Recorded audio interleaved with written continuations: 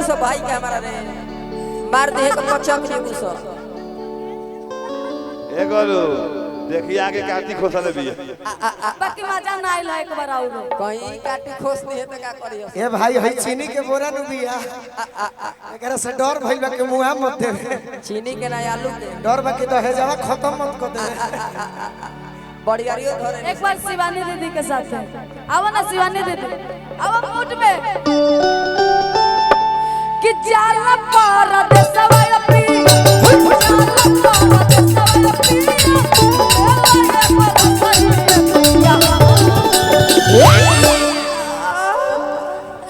ऐसा पिया पिया हमरो रतना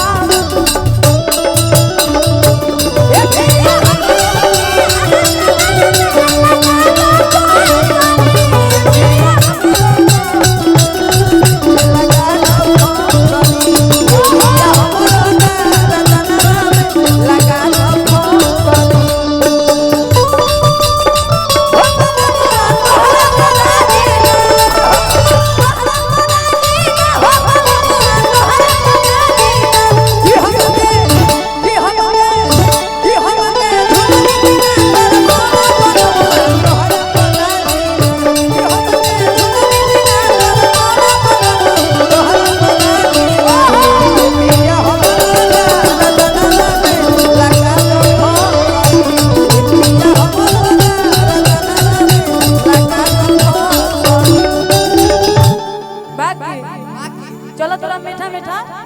भाई रुपया के दीवार में चोट लग गई क्या बात है आगे औरत बहुत तरीका ये राजा का रानी बोलो बोलो डोली से उतारला हमारा चार दिन चार दिन में हजी महावर हमारा हाथ के रखो हाथ से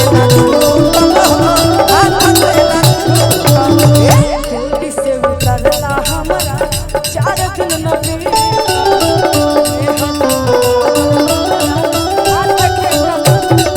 आगे आगे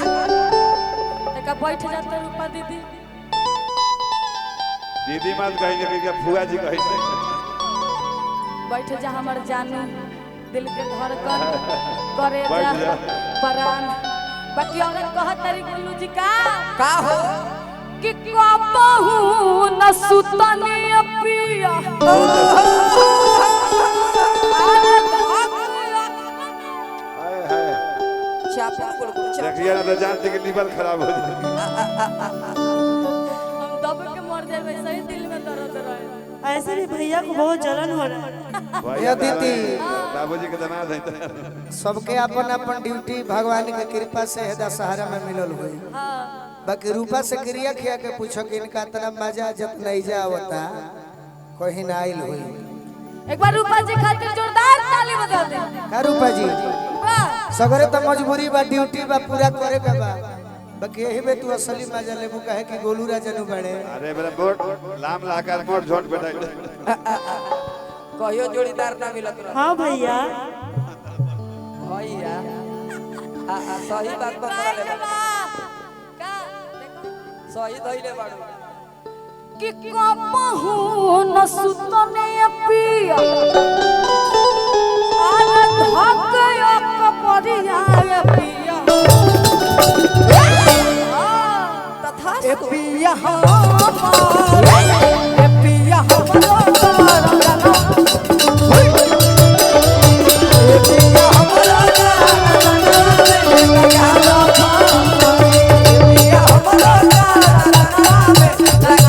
बाबा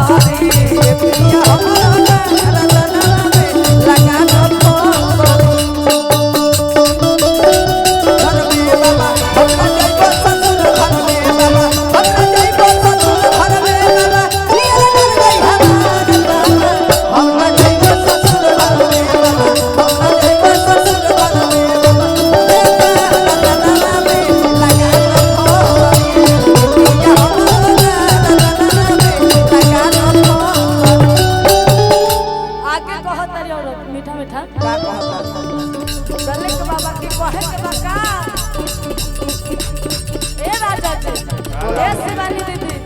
हेने आवो हेनरो लोग बारे तहर और कहत तरीका ए राजा जाऊन करिया भाई हमर सौदिनिया हमर सौदिनिया तू रहता घरे राजा हम बन पानिया या दीदी देखी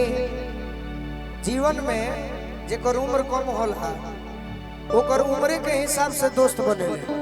चंदन भैया आ हम ऐसा बनी कि हमारा उम्र से 20-20 वर्ष के बड़ हमार मित्र जितना कर लो भर बेली से सब उम्र से दोगी ना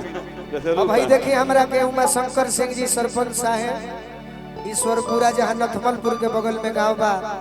हमारे के आशीर्वाद भेजौले बनी जहाँ बानी 2 मिनट खातिर मंच पर आई रहे के एगो मानव पहना के हम स्वागत करे के इच्छा बा हमारे मित्र भी हैं चाचा भी हैं गार्जियन भी हैं वाह वाह अरे